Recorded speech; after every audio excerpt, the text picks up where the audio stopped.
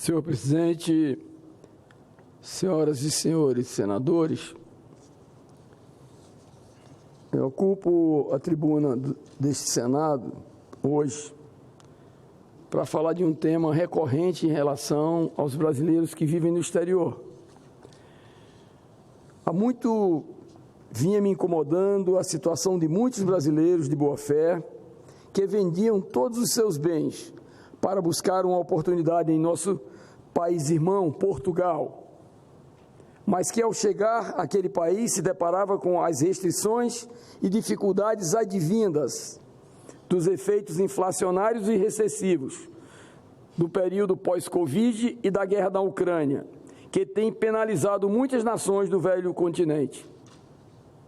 Por essa razão, no período de 23 a 29 de janeiro, estive em Portugal para cumprir missão oficial, com autorização do senhor presidente do Senado, senador Rodrigo Pacheco, com o objetivo de investigar in loco a situação de milhares de brasileiros que migraram para lá, na esperança de alcançar melhores dias, melhores condições de vida para si e para suas famílias, mas que acabaram por se deparar com um ambiente extremamente adverso em Portugal, levando a dificuldades financeiras imensas e a um desejo de retornar ao nosso país.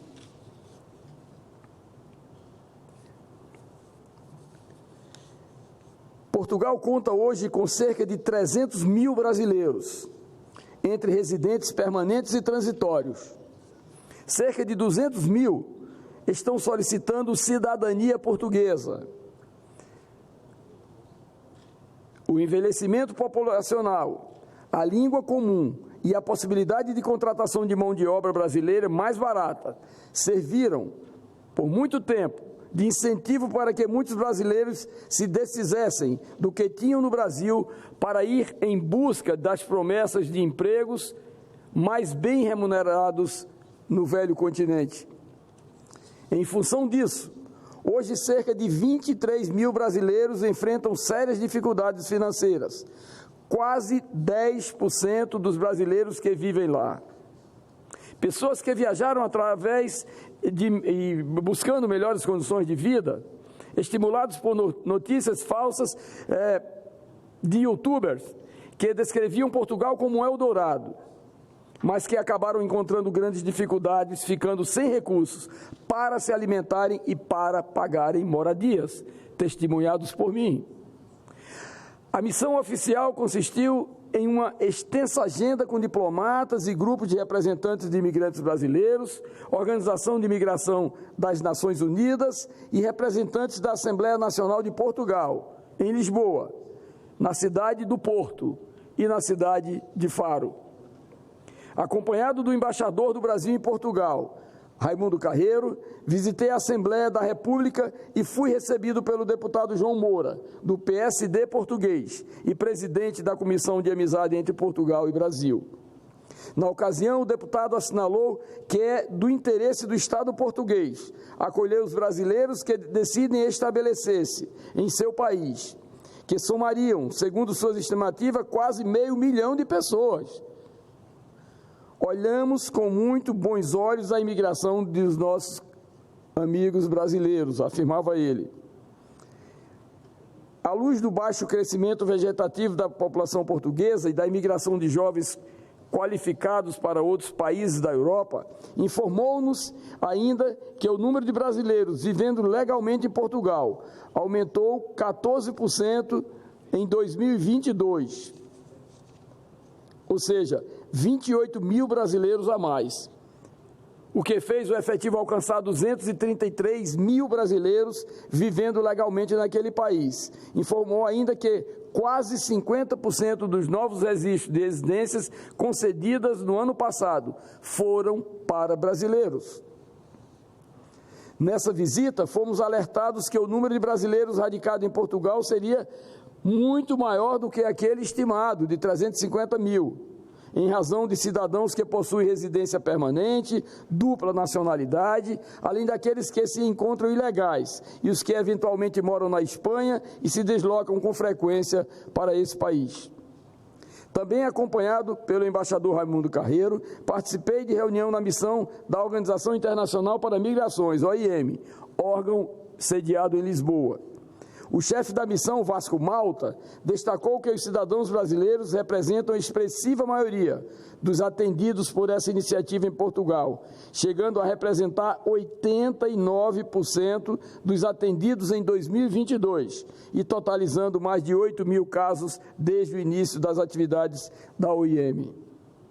Ao traçarem o perfil dos imigrantes brasileiros em Portugal, os representantes da OIM observaram a prevalência de homens, cerca de 2/3, a baixa qualificação profissional, o crescimento do número de famílias migrando em conjunto, inclusive idosos e crianças, e a ausência de informações detalhadas a respeito das dificuldades do mercado de trabalho, do acesso à moradia e da alta taxa inflacionária. No que diz respeito a esta marcante desinformação, indicaram ainda que os brasileiros estão sendo influenciados por influenciadores digitais, os youtubers e influencers, e redes de criminosos que se aproveitam da situação de vulnerabilidade desses imigrantes para obter vantagens pecuniárias. Visitamos a cidade do Porto, cujo consulado brasileiro só em 2022 recebeu 60 pedidos de autorização de retorno ao Brasil. Na jurisdição do consulado houve aumento de 50% do número de brasileiros. De acordo com a cônsul em Porto, há um descompasso entre a lei portuguesa e o processamento dos pedidos de imigração pelos Serviços Estrangeiros de Fronteiras, o SEF. A legislação portuguesa é flexível no tocante aos imigrantes, tendo em vista dois fatores importantes. De um lado, a baixa taxa de natalidade. Em 2022, nasceram, segundo a imprensa local, apenas 44 mil bebês. E de outro, a imigração de jovens portugueses, em busca de melhores oportunidades de emprego em outros países da União Europeia, principalmente a Alemanha, França e Luxemburgo. Visitamos também a cidade de Faro, ao sul do país, onde me reuni com o consulado brasileiro e o Conselho de Cidadãos de Faro, com servidores que prestam permanente assistência a eles lá do nosso consulado. No CONCID, enfatizou como havia feito o presidente do Grupo da Amizade Portugal-Brasil no Parlamento de Portugal, que a necessidade de mão de obra estrangeira é real, inclusive para contribuir para a Seguridade Social, que não tem recursos suficientes para pagar as pensões ao crescente contingente de aposentados. Levantei alguns pontos e sugestões importantes durante essa missão em Portugal, os quais gostaria de apresentar aos colegas senadores e senadoras para avaliarmos possível conversa com o Executivo Federal. E isto o faremos, presidente, logo depois deste pronunciamento. Primeiro, a quantidade do número de brasileiros em Portugal é maior do que se pensava inicialmente e continua a crescer em níveis expressivos. Há um espaço importante para a manutenção da migração de brasileiros para Portugal que deve ser explorado com sabedoria e orientação governamental.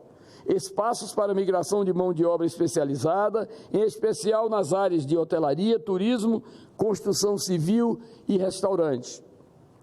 Há o interesse de autoridades do governo português de uma maior parceria estratégica entre os dois governos para atenuar os efeitos da crise recente sobre a economia de Portugal, além da oferta de mão de obra qualificada, assim como o interesse por maiores investimentos brasileiros em Portugal.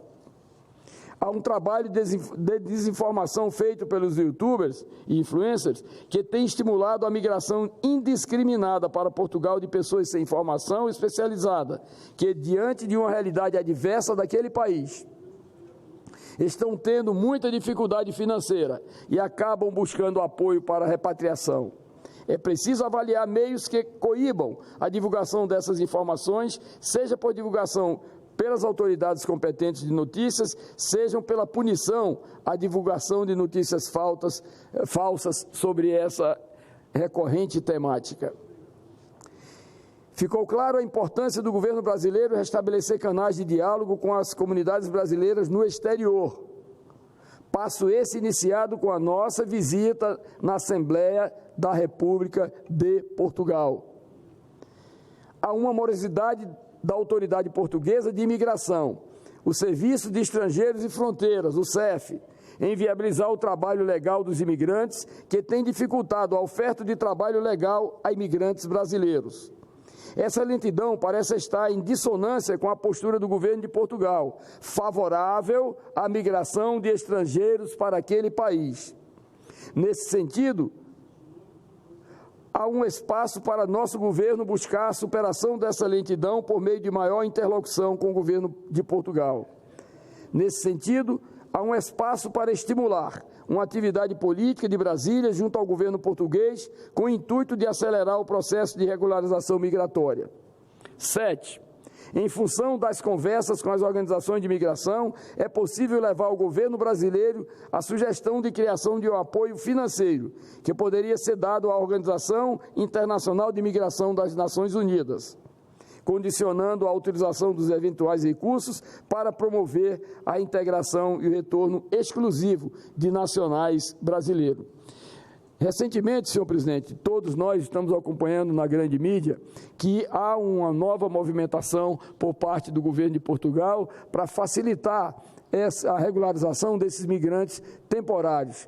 Portanto, eu diria que fruto já da nossa visita, houve um pequeno avanço através da SEF, essa Secretaria de Apoio aos Imigrantes, mas que nós precisamos cada vez mais que a nossa diplomacia competente, eficiente, qualificada, possa realmente, neste momento, exatamente desse país irmão, Portugal, possa fazer uma interlocução mais forte para que os milhares de brasileiros que estão vivendo ali possam realmente ter um melhor tratamento e não passem pelas dificuldades que estão vivendo, um número enorme. Eu passei 8 dias, tive contato com mais de 15 grupos e vi realmente essa dificuldade pelas quais passam os brasileiros, principalmente aqueles que não estão com a sua documentação de imigrantes regularizada.